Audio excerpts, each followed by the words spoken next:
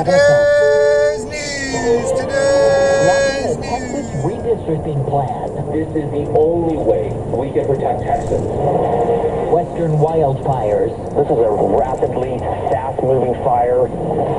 New hire after jobs report firing. We'll be announcing a new statistician over the next 3-4 days. Good morning. I'm Cammie McCormick with the CBS World News Roundup. There's a showdown in Texas over Republican plans to redraw the political map in a way that could help them win additional seats. Democratic lawmakers have fled the state and have gathered in Illinois, calling the redistricting plan a power grab by President Trump. Correspondent Ed O'Keefe is in St. Charles, Illinois. We are here to fight for the millions of Texans who don't want Trump's Texas takeover. Dozens of Texas House Democrats disrupting plans to vote on a new Republican-drawn map to reshape congressional power in the Lone Star State. We're not here to play political games. We're here to demand an end to this corrupt process. President Trump has directed Texas Republicans redraw their map. How many more seats do you want the Republicans to draw? 5. In hopes of avoiding the losses that usually happen to a president's party in midterm elections. Right now, Texas Republicans hold 25 of the state's 38 seats in the House of Representatives, but the redrawn map would give the GOP an advantage in at least 5 more seats. Down in West Dallas, Mark Vesey, your congressman. Texas Democratic Congressman Mark Vesey is a familiar face at this community center. I'm really concerned that they may be left with representation that does not reflect the values of the people that live in these neighborhoods. Vesey now wants Democrats in other states, like California and Illinois, to redraw their maps. If you don't match Trump's energy, you get run over. Texas Republican Governor Greg Abbott says the new map is necessary to address constitutional concerns raised by the Justice Department. Governor Abbott has given the Democrats until this afternoon to return to Texas, or he'll remove them from their membership in the House.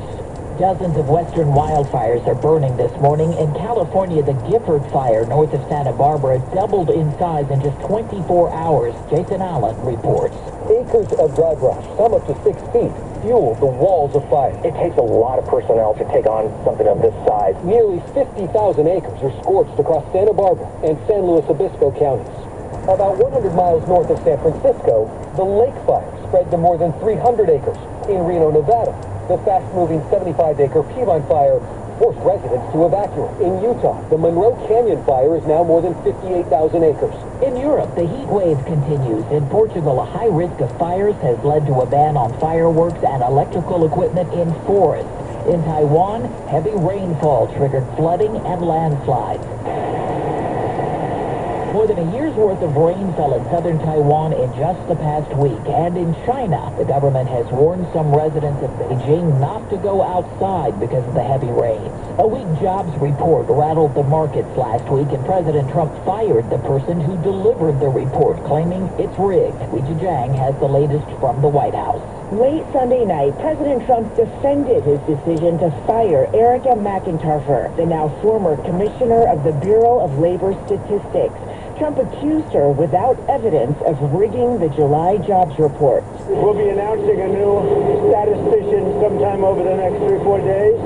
We had no confidence. I mean, the numbers were ridiculous, what she announced. William Beach served as the head of the BLS during Trump's first term. He called his successor's firing totally groundless and a dangerous precedent, warning if any weak numbers are released by Trump's next pick. Everybody's going to think, well, it's not as bad as it probably really is, because they're going to suspect political influence. Boeing workers who build fighter jets are on strike. They walked out overnight, accusing the company of empty promises. They want a contract that their union says reflects their skill, dedication, and critical role in our nation's defense. 4 minutes past the hour. Well, that's today's news. I didn't hear any good news, did you? I didn't think so. I guess it's all about perspective. The glass is half full. Well, as always, I'd like to thank you again for coming along with me on these Dash Cam News adventures. You know the drill. Peace, love, and all that hippie jazz. Bye-bye, everybody. It's 58 degrees in Crockett, California.